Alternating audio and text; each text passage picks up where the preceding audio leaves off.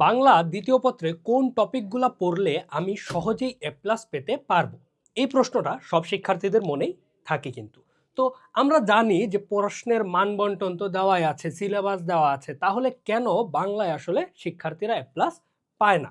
তো দেখো, তোমার বাংলা দ্বিতীয় পত্রে কিন্তু কোনো এমসিকিউ নাই, সম্পূর্ণটাই হচ্ছে কি রিটেন। বাংলা দ্বিতীয় পত্রের ক্ষেত্রে মনে রাখতে হবে তোমার কোনো এমসিকিউ নাই, সম্পূর্ণ রিটেন, যেই কারণে তোমার 100 মার্কই হচ্ছে কি লিখে পেতে হয়। তাহলে খুব সহজেই তুমি এই 100 মার্কের মধ্যে 90-95 নিশ্চিত করতে পারো যদি তোমার ব্যাকরণের এই টপিকগুলা একদম ভালো করে পড়া থাকে।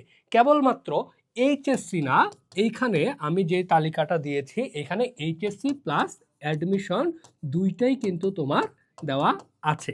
অ্যাডমিশনেও তুমি এই টপিকগুলা পড়লেই সাধারণত প্রশ্ন কমন পেয়ে যাওয়া বাংলা দ্বিতীয় পত্র থেকে।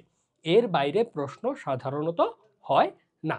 তো কিভাবে এই টপিকগুলো আমি পড়ব এবং এইচএসসি এবং অ্যাডমিশনে দুই জায়গাতেই কিভাবে আমি ভালো করতে পারি সেটা নিয়েই আজকের ভিডিও। তোমাদের সাথে আছে আমি নাফিউস সামাদ আবির, পড়াশোনা করছি ঢাকা বিশ্ববিদ্যালয়।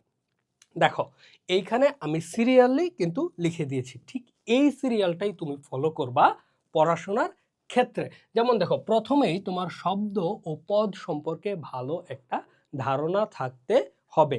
আর বর্তমানে দেখা যায় যে ব্যাকরণের আবার দুইটা ভার্সন আছে, একটা হচ্ছে কি পুরাতন আর এটা হচ্ছে কি নতুন।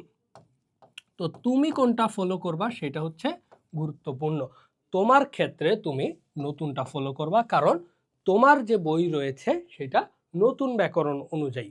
তবে অ্যাডমিশনের জন্য তোমার পুরাতন বইটা কিন্তু পড়তে হয়। তবে এইচএসসি ফোকাস করলে তোমাদের এই নতুন যে বাংলা ব্যাকরণ রয়েছে সেই নিয়ম অনুযায়ী তোমরা এই শব্দ পদ প্রকরণ পড়বা। আর এই পুরাতনটা কোথায় পড়বা? পুরাতনটা পড়বা হচ্ছে তোমরা অ্যাডমিশনের জন্য। অ্যাডমিশনের জন্য পুরাতনটা কেন জরুরি? কারণ অ্যাডমিশনের যে প্রশ্নগুলো হয় সেগুলা প্রায় অর্ধেকেরও বেশি এখনও পুরাতন ব্যাকরণ মেনেই করা হচ্ছে, যেই কারণে তোমার পুরাতন বাংলা ব্যাকরণটাও দরকার। আর সেইটার জন্য তুমি পড়বে হচ্ছে নবম দশম শ্রেণীর বাংলা ব্যাকরণ। এই নবম দশম বাংলা ব্যাকরণ হচ্ছে তোমার নিত্যদিনের একটা সঙ্গী হইতেই হবে, এটা তোমাকে লাগবেই, মাস্ট। ওকে, এবার দেখো তুমি পড়বা কি শব্দ ও পদ। শব্দ ও পদ যদি তুমি পড়ো, দেখবা যে বিভিন্ন ভাষারীতি থেকে বাংলায় যে শব্দগুলা আসছে সেগুলা থেকে অ্যাডমিশনে প্রশ্ন আসে, ঠিক আছে? আর পদ নির্ণয় বা পদ পরিবর্তন সেটা আসে কি অ্যাডমিশন প্লাস এইচএসসি দুইটাই। তাহলে এখানে শব্দ তুমি পড়বো হচ্ছে অ্যাডমিশনের জন্য, আর পদ পর্ব হচ্ছে কি এইচএসসি প্লাস অ্যাডমিশন দুইটার জন্যই। এরপর দেখো সমাস নির্ণয়। সমাস নির্ণয় থেকে তোমার তো এইচএসসিতে প্রশ্ন আসবেই, ঠিক আছে? তোমার কি জানতে হবে? তোমার জানতে হবে, যদি তুমি সমাস নির্ণয় পড়তে চাও, আমি একটু অন্য একটা কালি নেই, যে ব্যাস বাক্য সহ, ঠিক আছে? এই সমাস তুমি পড়বো হচ্ছে কি ব্যাস বাক্য সহ সমাস নির্ণয় কিন্তু তোমাকে পারতে হবে। আর এই সমাসের জন্য পুরাতন আর নতুনের মধ্যে কিঞ্চিত পার্থক্য রয়েছে। তুমি এই নবম দশম শ্রেণীর বাংলা ব্যাকরণ প্লাস আরেকটা যে বই পড়তে পারো সেটা হচ্ছে কি সমন্বিত বাংলা দ্বিতীয় পত্র।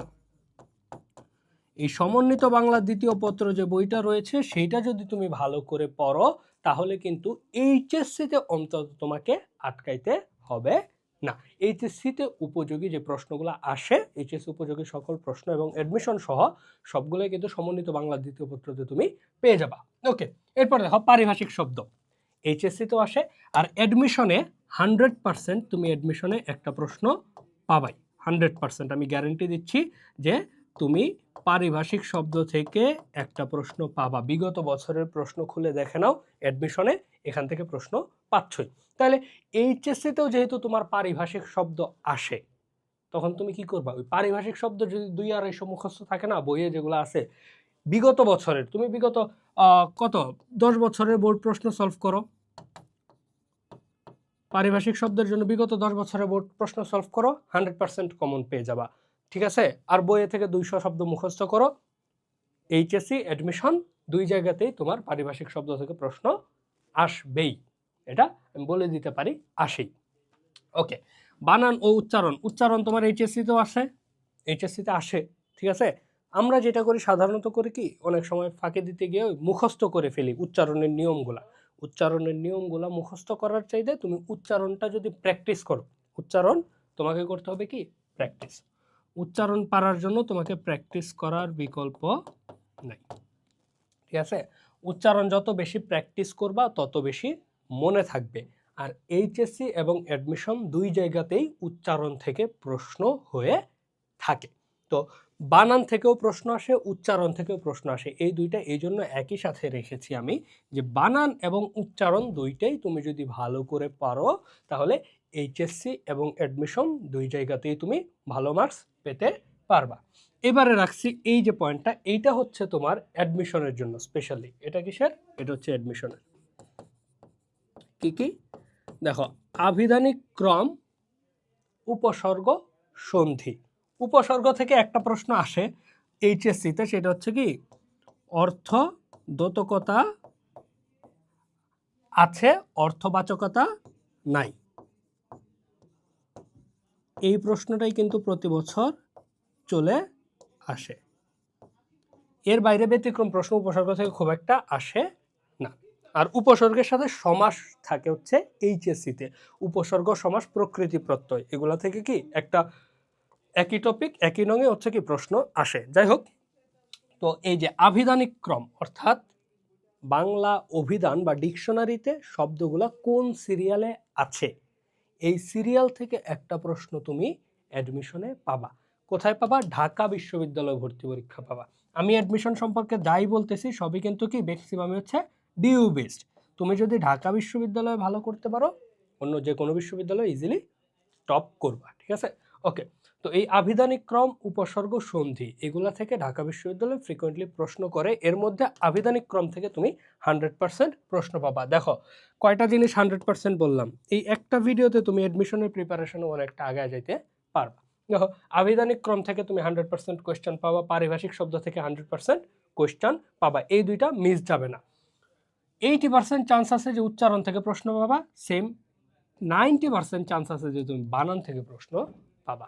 এইগুলা মাঝে মধ্যে মিস দেয়, কিন্তু এই আভিধানিক ক্রম আর পারিভাষিক শব্দ 100% তুমি কোয়েশ্চেন পাবাই পাবা।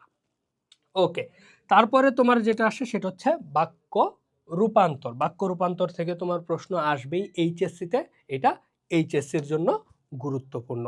এরপর অপপ্রয়োগ, শুদ্ধ প্রয়োগ, এটাও কি তোমার এইচএসসিতে প্রশ্ন আসেই। এইটা আবার কি অ্যাডমিশনেও কিন্তু প্রশ্ন আসে।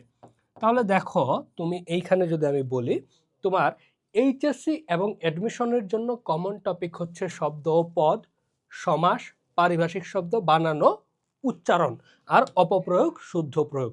ব্যতিক্রম তোমার অল্প একটু বেশি পড়তে হচ্ছে আভিধানিক ক্রম, সন্ধি, উপসর্গও কিন্তু এইচএসসি অ্যাডমিশন দুই জায়গা থেকেই প্রশ্ন পাবা তুমি।